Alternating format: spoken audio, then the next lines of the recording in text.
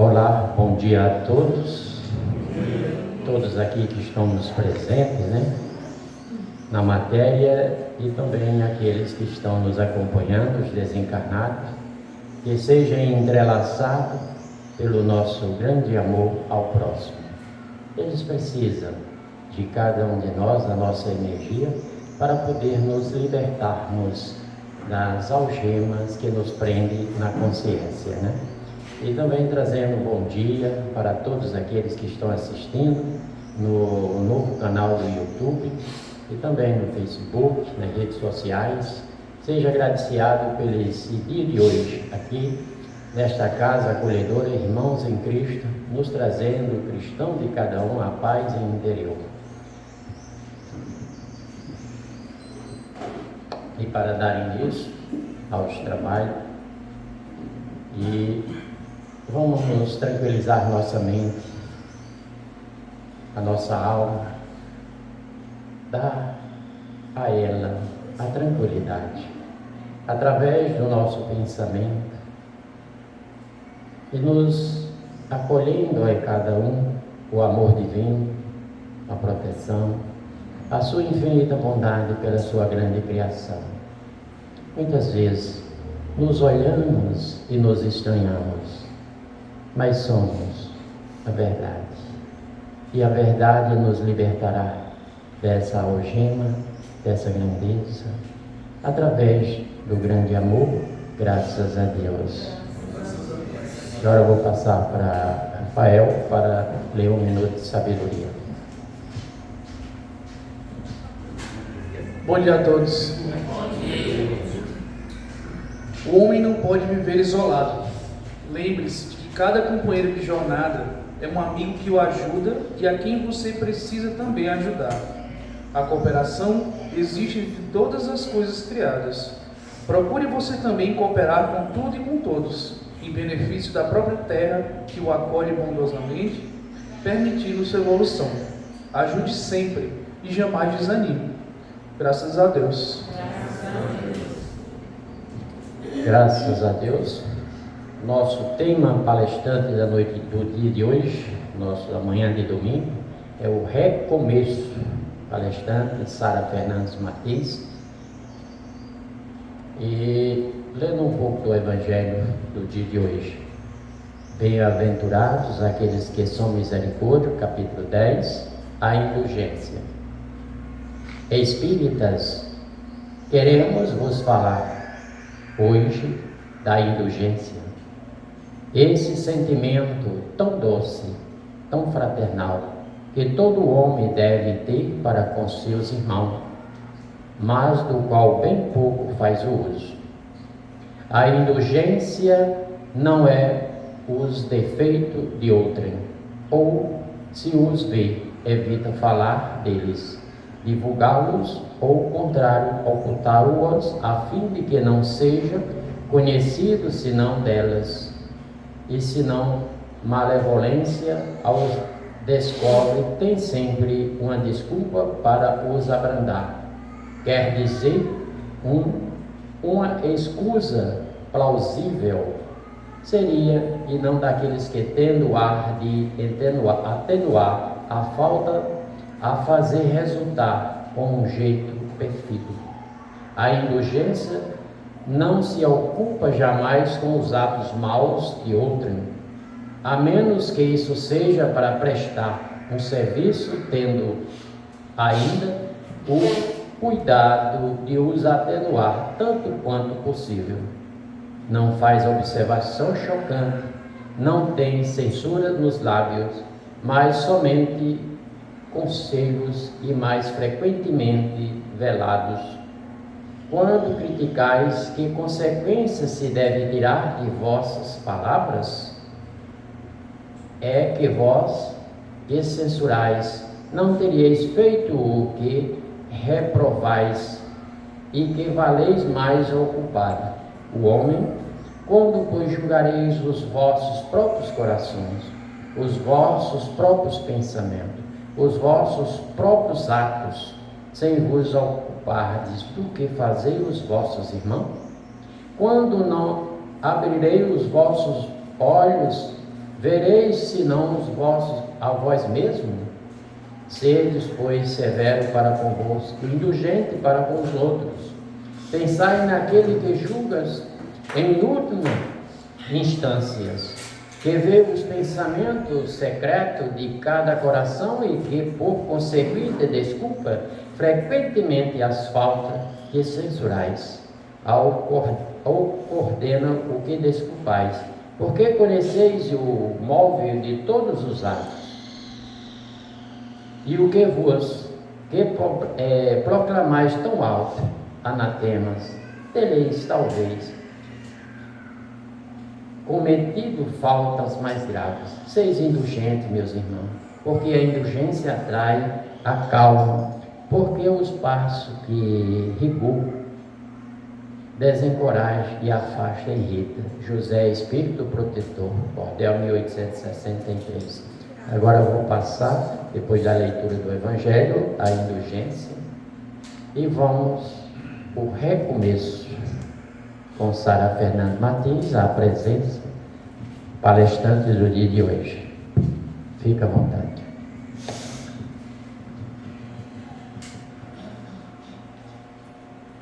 Então, bom dia a todos e a todas que aqui se encontram presencialmente na Casa Espírita Irmãos em Cristo e a quem nos acompanha também pelas redes sociais. Eu quero externar para vocês que é uma imensa alegria para mim poder estar conduzindo esse momento de conversa hoje, que tem como norte o Evangelho do Cristo Consolador. Que, diga-se de passagem, não deve ser o norte apenas de palestras e reuniões, mas deve ser o norte da nossa vida, das nossas ações. Só que na maioria das vezes a gente está tão arraigado, tão conectado ao nosso egoísmo, à nossa inveja, à nossa vaidade, à intolerância, que a gente deixa de utilizar essa bússola de tão fácil acesso, que é o Evangelho do Cristo. A gente deixa de seguir na direção correta. A gente negligencia a maior lição que o Cristo nos trouxe, que é justamente o amor. O amar a Deus sobre todas as coisas e o amar ao próximo como a si mesmo. E talvez a maior prova de amor que Deus nos concedeu seja justamente a capacidade de recomeçar. A capacidade nossa de podermos reparar os nossos erros, de recomeçar agindo de uma maneira diferente. E quando eu trago o tema recomeço, recomeçar, eu não falo apenas da reencarnação, que não deixa de ser um recomeço. A gente traz marcas de vidas anteriores, dons, traz problemáticas de vidas passadas e a gente tem a chance de recomeçar, sem lembrar, com véu do esquecimento, geralmente convivendo com pessoas às quais nós temos que reparar determinadas atitudes. Só que mesmo na nossa vida material atual, nós constantemente precisamos recomeçar de alguma forma. Às vezes é numa nova escola, às vezes é num novo trabalho e a gente tem que recomeçar a nossa jornada. Às vezes esse recomeço vem em virtude da perca de alguém muito querido, que modifica completamente nossa rotina e a gente precisa recomeçar a partir dessa perca. Mas vejam que essa dádiva de recomeço, ela é muito negligenciada por nós, porque a gente fica muito preso ao nosso passado. Por isso que eu escolhi esse tema, para que a gente possa refletir sobre essa dádiva, sobre esse presente de Deus, que é essa chance de recomeçar. E ele me veio, a reflexão sobre esse tema, me veio a partir de um filme que eu reassisti. Gosto muito de ficção científica, e é um filme intitulado A Máquina do Tempo, que é um filme de ficção clássica, que é baseado no livro de mesmo nome, de um autor chamado George Wells. Eu já havia assistido esse filme várias vezes antes, mas aí ao reassistir, eu percebi mensagens que até então eu não havia compreendido antes. Eis a importância da gente revisitar bons materiais. É igual o Evangelho. Eu lembro que quando a gente começou a fazer o evangelho no lar na minha casa, a gente seguiu uma ordem, né? A gente foi desde o início até o fim. E aí quando chegou no final, meu marido perguntou, e agora? Eu disse, agora a gente recomeça. Porque cada vez que a gente lê, a gente consegue conectar com momentos diferentes da nossa vida. A gente entende mensagens que até então nós não havíamos compreendido. Então, reassistindo esse filme, né, que basicamente conta a história de um professor, que é cientista, lá em meados de 1800, em Londres, e ele é um cara muito focado no trabalho. De tal ponto que ele negligenciava muitas vezes os seus relacionamentos pessoais. E ele era muito apaixonado por uma jovem, a sua namorada, e ele decide pedi-la em casamento. Marca um encontro no centro da cidade e promete à jovem levar-lhes flores, porque ela adorava receber flores.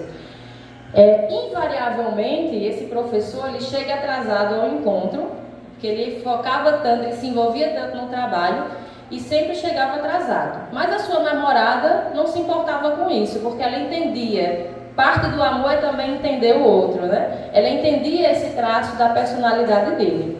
E eles se encontram nessa praça da cidade e ele faz o pedido de casamento àquela jovem. E aí tem toda aquela cena belíssima, né? Romântica, daquele jovem casal trocando promessas de uma vida futura. É um momento lindo, porém, como a vida tem muitas reviravoltas, a gente sabe que na nossa vida cotidiana essas reviravoltas se devem às nossas provas, né? E aí no filme tem uma drástica reviravolta. Logo após o pedido de casamento, um assaltante se aproxima daquele casal e anuncia o assalto. No momento em que ele está recolhendo os bens daquele casal, a jovem tenta esconder aquele anel, que materialmente falando, praticamente não tinha valor econômico, nem era um diamante, era uma pedra lunar que tinha um significado apenas para os dois. E aí ela tenta esconder aquele símbolo, o ladrão percebe a situação, tem um momento de luta corporal entre os três indivíduos e aí a arma acaba disparando e atingindo a jovem. Ao fugir do local, o ladrão traz uma frase que é motivo até para outra palestra. Ele diz, moça, porque tudo isso era só um anel? E sai correndo. E a gente já começa a se impactar, né? Para o ladrão era apenas algo material. Para a jovem era um símbolo. E ela acabou entregando sua vida tentando salvar esse símbolo. O professor, né, após a morte de sua noiva, resolve trabalhar em um projeto que é construir uma máquina do tempo. O seu maior desejo é voltar ao passado e evitar a morte de sua noiva. E durante 4 anos ele se isola na sua casa. Ele abandona o emprego, ele abandona os poucos amigos que ele possuía e trabalha de forma obsessiva, manhã e noite, para construir o seu projeto. E ele consegue. Ele constrói a máquina do tempo e volta exatamente para a mesma praça onde tudo ocorrera.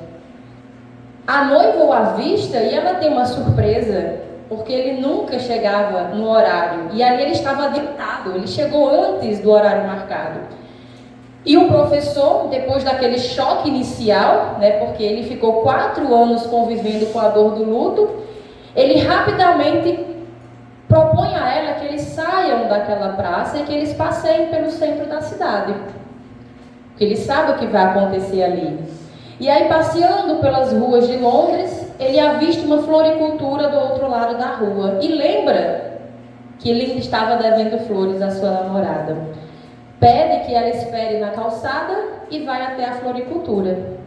E aí, nesse momento, ele percebe que na rua há um grande burburinho, pessoas correndo, gritos, porque uma carroça desgovernada, que era um meio de transporte, né, em 1800, uma carroça desgovernada invadiu a calçada e atropelou a sua namorada. E novamente ela morreu nos braços do professor. E ele percebe algo muito fundamental, porque mesmo tendo a máquina do tempo, ele não consegue alterar o passado. Por mais que ele volte, A única coisa que ele conseguirá é ver a jovem morrer de uma forma diferente. E aí ele pensa, como resolver esse problema? Então ele resolve viajar para o futuro, até uma época em que a humanidade estivesse tão avançada tecnologicamente e cientificamente, que ele pudesse ter essa resposta. Como é que eu posso voltar ali e alterar esse acontecimento trágico? E aí no filme mostra essa passagem de tempo. Durante o futuro ele vê a humanidade em seu apogeu, em seu declínio, melhorando novamente, enfim, né, na roda de Sansara, né, a ideia dessas alternâncias. Mas aí ele finalmente no futuro, ele tem a sua resposta definitiva. Ele tem a certeza de que não importa o que ele faça, ele nunca vai conseguir alterar o passado. Porque o motivo dele voltar foi justamente a morte de sua noiva. Então ele nunca teria conseguido voltar se isso não tivesse acontecido. Por isso que ele não pode alterar. Porém, ele tem uma lição muito mais valiosa. Ele entende que não pode voltar e alterar o passado, mas ele aprende que as ações dele no presente podem alterar o futuro.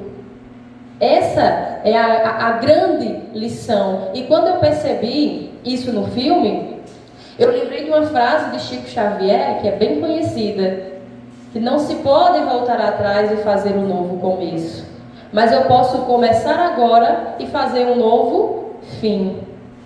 Então, parece que foi, né, um se inspirou no outro, né, ali uma sinergia de ideias. Então é muito óbvio que eu não posso mudar as ações que eu já pratiquei, mas eu posso mudar o padrão das minhas ações no agora para que no futuro isso não se repita. Se eu pratiquei algo equivocado no passado, isso me traz sempre reações ao que eu pratiquei. Mas se eu quero que isso não aconteça, eu preciso modificar o meu agora. Só que, no entanto, né, a partir dessa temática, eu fiquei me perguntando por que nós temos essa necessidade, essa vontade de querer voltar no tempo. Porque eu garanto aqui que cada um de nós, em algum momento da vida, desejou voltar no tempo e mudar alguma coisa. Algumas pessoas pensam nisso de uma forma mais trivial, né? Simples, mas outras se aprisionam nessa vontade. E aí, isso é o grande problema. Quantos de nós não pensamos, nossa, se eu voltasse atrás eu tinha feito diferente? Nossa, se eu voltasse atrás eu teria valorizado aquela pessoa que não está mais comigo. E eu não dei o devido valor. Mas isso, quanto mais a gente se prende a isso, a gente deixa de viver o nosso presente. E tem 3 pontos fundamentais que desperta em nós essa vontade de querer voltar ao passado e modificá-lo. Um desses pontos é a famosa saudade. A saudade é uma viagem ao passado, não é? Saudade de momentos que vivemos, saudade de pessoas que conviveram conosco e por algum motivo não estão mais entre nós. Às vezes porque precisaram se mudar, aqui na Terra, às vezes desencarnaram. Só que veja, a saudade ela é perfeitamente natural. Só que ela deve ser um lembrete de gratidão, não só de tristeza. É claro que a saudade traz a tristeza, mas a gente tem saudade de algo que foi ruim? O que vocês acham? Alguém tem saudade de uma pessoa que não nos fez bem? Não. A saudade, ela nos lembra que devemos ser gratos, de que apesar de não estarmos mais com determinada pessoa, ou aquele momento tão feliz passou, mas pelo menos nós tivemos a chance de vivenciá-la. Nós tivemos a chance de conviver com aquela pessoa, mesmo que ela não esteja mais entre nós. Então a saudade deve ser esse lembrete de que eu vivi coisas maravilhosas. Só que ela não pode nos dominar de uma forma que nos desconecte com a realidade, com o nosso presente. Porque às vezes a gente fica tão ligado a algo que passou que a gente não percebe que nós temos momentos maravilhosos acontecendo agora. Às vezes a gente fica tão preso de uma forma prejudicial à saudade de alguém que a gente não percebe que no nosso presente há outras pessoas que precisam de nós. E se a gente está preso ao passado, como é que a gente vai estar junto a essas pessoas que precisam de nós? A gente acaba deixando de construir outros momentos que não serão iguais, mas que podem ser igualmente bons, também significativos. A gente se apega tanto a pessoas que não estão mais entre nós, muitas vezes, que a gente deixa de construir relações com outras pessoas que também serão muito importantes para nós. Então vejam, a saudade, ela é muito importante, porque nos mostra que nós tivemos momentos felizes e pessoas importantes. Mas temos que cuidar quando isso se torna prejudicial e nos acorrenta ao passado, porque ninguém avança estando preso a algo. A gente não consegue. A vida, a marcha da vida, e eu falo da vida como um todo, né, não da vida material apenas, ela é inexorável. A gente precisa seguir, mas a gente vai ficar estagnado se a gente se prender e deixar de observar as aprendizagens que a gente pode retirar a partir desses pontos. Outro fator que nos motiva, que nos faz querer voltar ao passado e que muitas vezes acaba nos aprisionando a ele, é o remorso.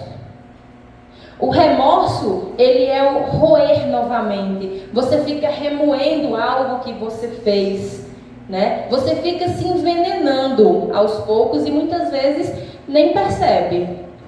O remorso, ele faz parte da nossa vida e ele pode vir através de muitos fatores. Por exemplo, a gente pode ter remorso porque nós causamos dano a alguém. Nós fizemos algo de errado para o nosso próximo. Às vezes, né, agimos de má fé, a gente é ser humano, estamos aprendendo, isso pode acontecer. Às vezes a gente causa dano a alguém de forma involuntária, porque nossas ações têm repercussões e às vezes a gente acaba fazendo isso mesmo sem ter uma dimensão do real mal que estamos causando. Mas independentemente se foi algo planejado ou não, causar dano a alguém traz muito sentimento de culpa.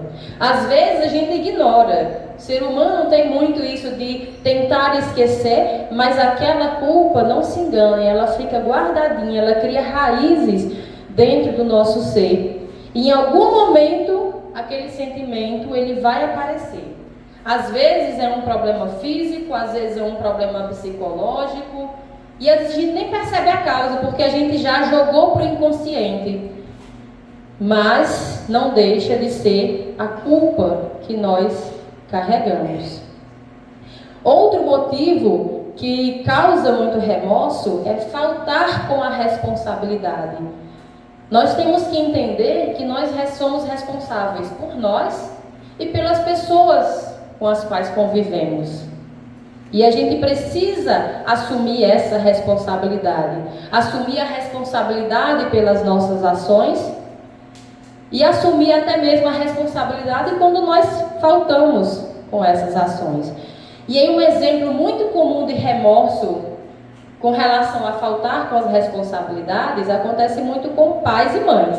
A gente tem muito remorso do tipo, eu não fui presente o suficiente, eu deveria ter participado mais da vida do meu filho, da minha filha. E é muito comum, a culpa materna, às vezes é involuntário, às vezes a gente tem um ritmo de trabalho tão extenuante porque a gente precisa garantir a sobrevivência da família, o sustento da família, isso nos impede. Mesmo que a gente queira passar mais tempo, isso nos impede de ter esse tempo de qualidade. E mesmo sendo justificado, a gente costuma se culpar bastante. Por que eu não estava mais presente? Mas vejam, eu não posso voltar a esse tempo e mudar isso. Eu não posso voltar ao passado e assistir aquele jogo de futebol que eu perdi do meu filho porque eu estava priorizando o trabalho naquele momento. Eu não posso fazer isso.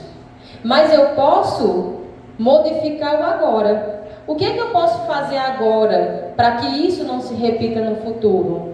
Como é que eu posso trazer ali momentos de maior qualidade, não quantidade, mas momentos de maior qualidade para que lá no futuro meu filho não se reclame como ele está reclamando agora? Como é que eu posso mudar para que essa culpa não me atormente lá na frente como ela está me atormentando agora? É mais fácil muitas vezes a gente querer voltar no tempo. É muito mais fácil do que mudar esse padrão de pensamento e de atitudes. A mudança assusta, não é? Porque ela tira a gente da zona de conforto. Mas a gente precisa perseverar.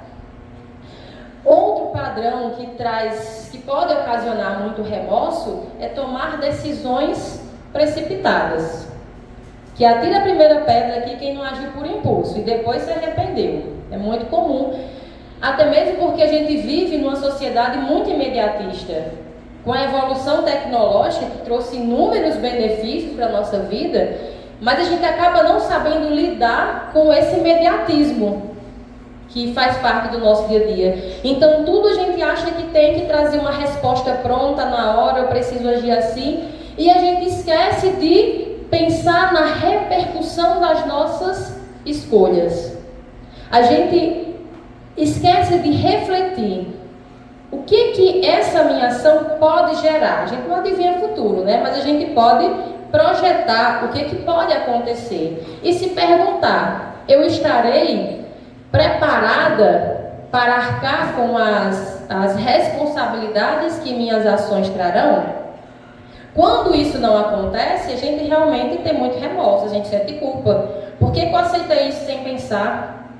Por que eu não aceitei tal cargo, tive medo na hora, não pensei em agir de forma precipitada? Então a gente precisa pensar e se responsabilizar pelas nossas escolhas, para que a culpa não venha envenenar o nosso coração. E eu vou dar um exemplo muito pessoal. Há uns anos atrás eu era concursada no Rio Grande do Norte. Consegui a tão sonhada estabilidade financeira. E aí apareceu uma situação, uma escolha, e eu poderia ir para o Rio Grande do Sul, mas para que isso acontecesse, eu teria que abrir mão de algo que eu batalhei muito arduamente para conseguir. Eu poderia ter agido de forma muito precipitada e ido sem pensar duas vezes, mas aí eu pensei, o que isso pode ocasionar? Pode não dar certo, eu posso voltar em pouco tempo e aí eu vou ter que recomeçar.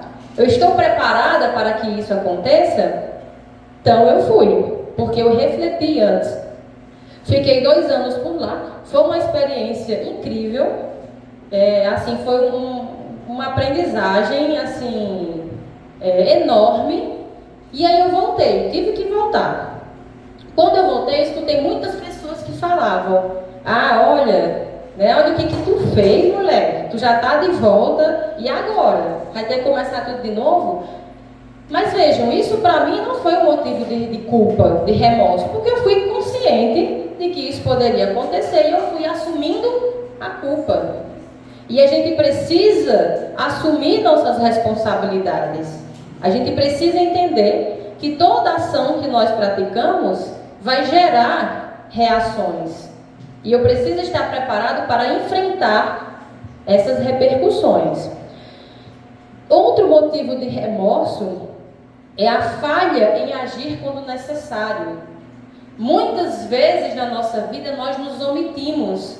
E isso também pode ser uma culpa de remorso, trazer um sentimento de culpa. Quando a gente deixa de agir quando é necessário. É aquela velha história, né? Para fazer o mal, você não precisa fazer o mal, você precisa só não agir. Isso já pode ser motivo. Porque a minha omissão também pode trazer repercussões negativas. Tem uma história bem famosa de Divaldo Franco, que eu já até contei aqui em outras oportunidades, de 2 senhoras muito ricas que foram ao teatro assistir ópera, e era uma noite extremamente fria. Ao sair do teatro com aqueles casacos de pele super quentes, macios e caros também, elas veem um mendigo que está ali na calçada passando fome, frio, muito frio. uma das senhoras tem aquele ímpeto de vou tirar meu casaco e entregar a esse senhor. Porque para ela, aquele casaco de pele não tinha tanto significado financeiro, ela poderia comprar vários outros. Só que aí a sua amiga, a gente sempre tem esse tipo de amiga que vem com esses conselhos maravilhosos, né, que tira a gente do prumo completamente. Ela diz, mulher, tu vai dar teu casaco a esse homem, amanhã já vai estar no lixo, sujo, ele não vai dar o devido valor. E aí ela realmente, pensando por esse lado, é melhor ir para casa. E de casa eu mando o motorista trazer ali alguma ajuda a esse senhor, trazer cobertas, comida, enfim. E ela foi para casa muito satisfeita com o que ela tinha pensado, né? Vou ajudar. Só que a gente sabe que quando a gente chega em casa é tanta coisa, né? E a mulher chegou em casa, foi trocar de roupa, foi orientar os seus empregados. E aí na hora que ela sentou para fazer a ceia antes de dormir, ela lembrou daquele senhor que estava necessitado. Rapidamente ela juntou cobertas, roupas quentes e comida e mandou o motorista voltar e entregar aquele homem. Um tempo depois, o motorista volta, muito consternado, com a cesta que ela tinha preparado, e informa a mulher que, ao voltar à calçada do teatro, perceberam que aquele senhor havia morrido, de frio, congelado. E eu sempre saliento que a caridade ela é uma ação urgente. Grande parte da caridade ela é vida ou morte. É claro que a gente precisa praticar a caridade em todas as suas esferas. A conversa, que pode ser, que é uma caridade, o escutar o outro, o perdão, aquela caridade em que você ajuda a pessoa a se reerguer e não apenas sobreviver. Mas nunca deixe de ajudar no momento em que for necessário, porque depois, como é o caso da história, pode ser tarde demais. E aí imaginem a culpa que essa mulher não sentiu na hora, o remorso, porque ela poderia ter ajudado aquele homem, que para ela até seria insignificante, ela não estava como a viúva tirando algo de seu sustento, né, do ombro da viúva, ela estava dando o excedente, e aquilo ali poderia ser crucial para aquele homem ter sobrevivido àquela noite tão fria. Então, todos esses pontos e muitos outros que causam remorso, nos aprisionam ao passado. E vejam, ficar remoendo esse tipo de sentimento de culpa, ele não vai nos fazer avançar, ele vai nos deixar preso. E na verdade a gente precisa assumir, porque muitas vezes a gente fica preso ao passado porque tem medo de encarar a responsabilidade dos meus atos. Eu sei que eu fiz algo errado, só que eu não quero arcar com essa consequência, eu queria voltar ao passado e não ter feito, mas isso não é possível. Eu preciso assumir a minha responsabilidade e reparar isso.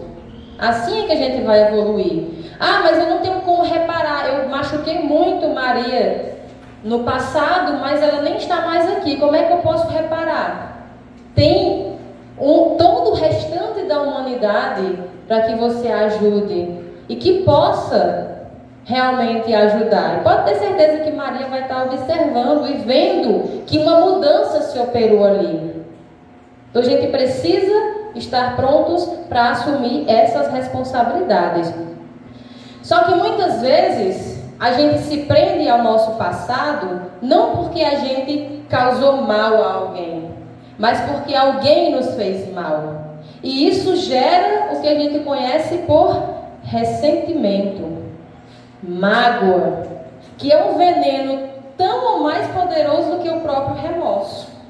Porque a gente sente aquela situação, aquele sentimento de injustiça, sabe? Eu fui injustiçada, eu preciso de uma reparação. E às vezes a gente se prende a esse sentimento de tal forma que a pessoa que nos fez mal consegue seguir adiante e a gente fica preso a essa mágoa que vai envenenando ali a gente e que pode trazer reflexos no nosso corpo físico, pode trazer muitos transtornos psicológicos também, e se refletir até mesmo na nossa vida após o desencarne, porque isso vai fazer a gente ficar preso àquela pessoa. Quantos exemplos sobre isso a gente não vê nas reuniões mediúnicas de pessoas que foram injustiçadas e elas não conseguem se libertar desse sentimento e viram algozes de pessoas que foram suas algozes durante outras vidas.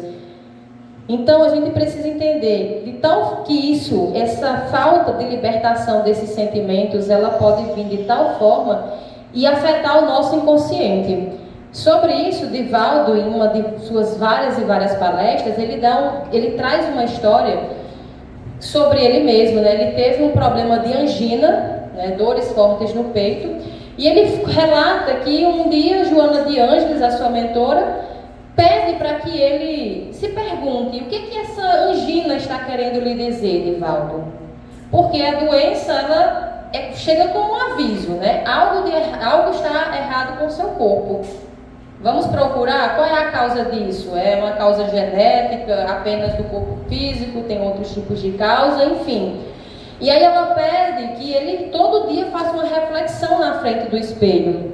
O que essa angina está querendo me dizer? E ele relata que todos os dias fazia esse processo, ele se olhava no espelho, coisa que a gente quase não faz. Porque às vezes a gente olha a aparência, o olho, tem um defeito aqui, esse brinco não está legal, esse cabelo, mas a gente não nos percebe como um todo. E é importante o autoconhecimento, a gente olhar para nós mesmos. E aí ele começou a fazer isso e ele disse que após um tempo veio aquele insight, aquela assim, sabe o famoso eureka? De repente a resposta chegou à mente dele. Ele percebeu que aquilo ali era um reflexo de uma mágoa que ele sentiu de algo que ia ocorrer há 30 anos atrás. Veja o tempo, né? Há 30 anos atrás ele passou por um processo em que ele sofreu calúnias, foi injustiçado, e por mais que ele houvesse perdoado aquelas pessoas, e ele diz que até pessoalmente perdoou as pessoas que agiram de má fé contra ele, por mais que ele houvesse desejado e desejasse que aquelas pessoas tivessem ali sucesso, êxito na vida, ele não desejava mal algum, mas ele guardou aquele sentimento de mágoa no coração, não com relação àquelas pessoas, mas ele ainda se deixava afetar pelo acontecimento. Quando ele pensava no que aconteceu, ele se sentia entristecido, então ele sentia que aquilo ainda o afetava. E aí ele relata que quando percebeu isso, ele entendeu que precisava olhar para esse sentimento, porque sempre que a gente passa por experiências ruins, isso vai trazer sentimentos ruins, é inevitável. Só que aí ele percebeu que ao invés de guardar essas sensações ruins, ele precisava entendê-las como uma aprendizagem. Ele precisava se libertar e entender que se ele passou por esse tipo de situação, algum motivo havia. Então ele entendeu aquilo como uma aprendizagem, ele finalmente se libertou desse sentimento, e a angina, que nesse caso era um reflexo disso, a angina nesse caso desapareceu. E dias depois, ele palestrando, ele percebeu que não sentia mais as dores da angina, e ele entendeu que esse era o motivo, nesse caso específico, tá? É só um exemplo. E aí ele finalmente se libertou de toda essa mágoa que ele ainda guardava de forma inconsciente.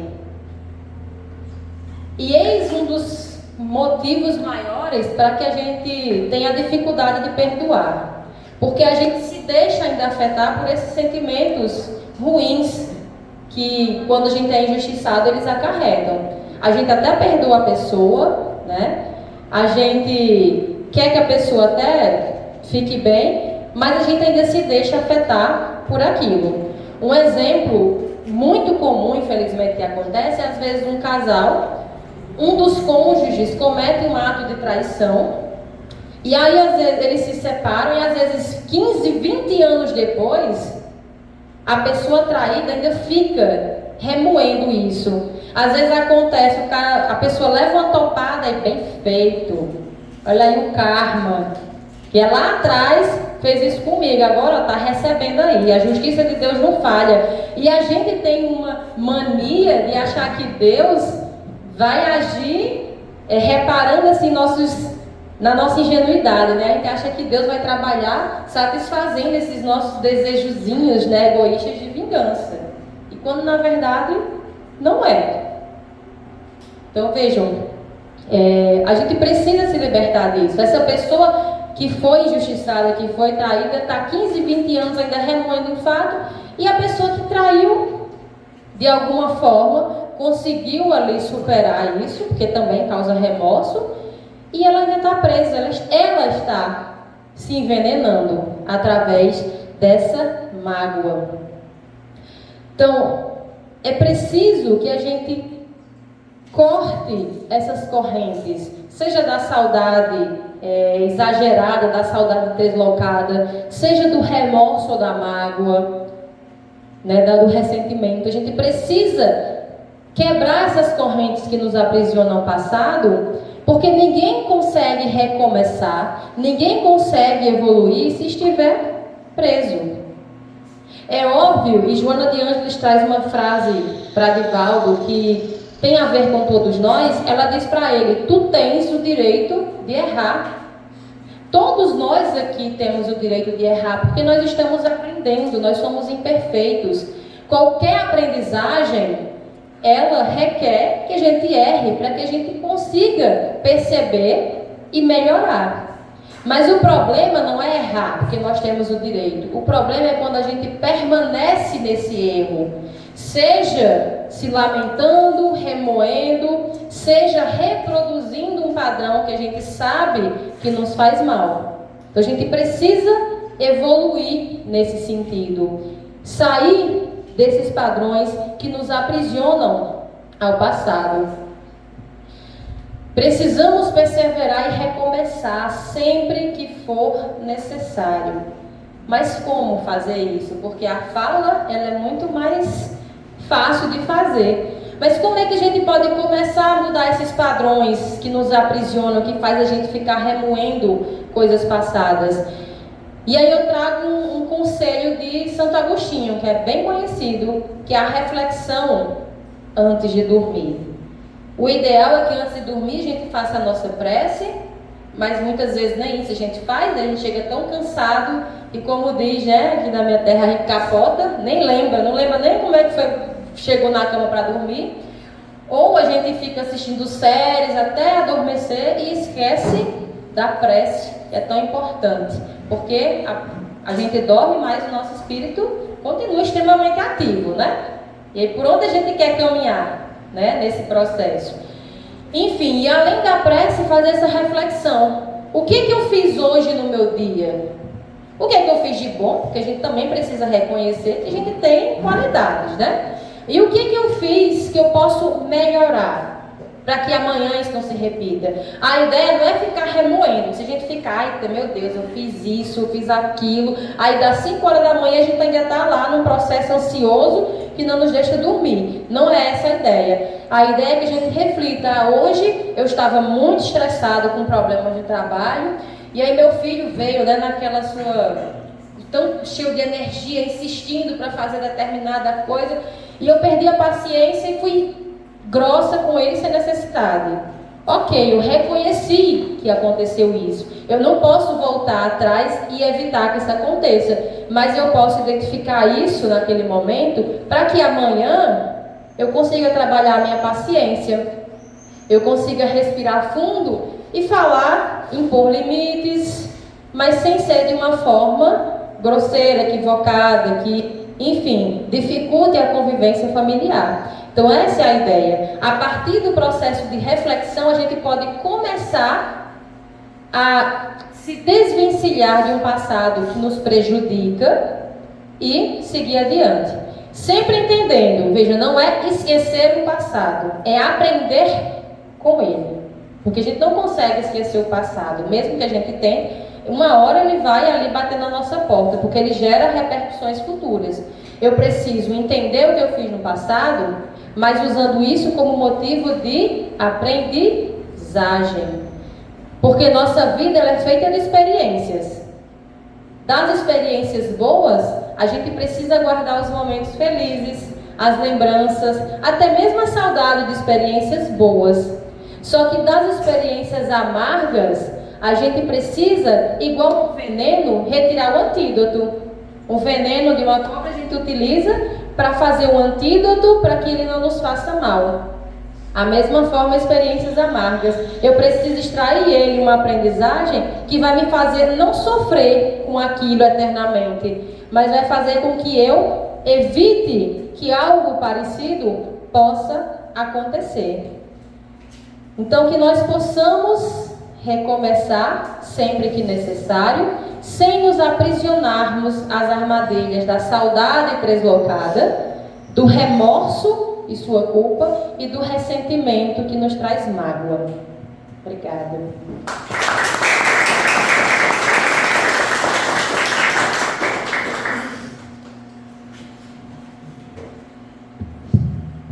Pois é, nos agradecemos pelo esclarecimento. Tudo na nossa vida, a existência principalmente, é o recomeço. Agora eu convido Geliane para fazer a prece final e nos direcionar cada qual ao seu templo, o nosso lar.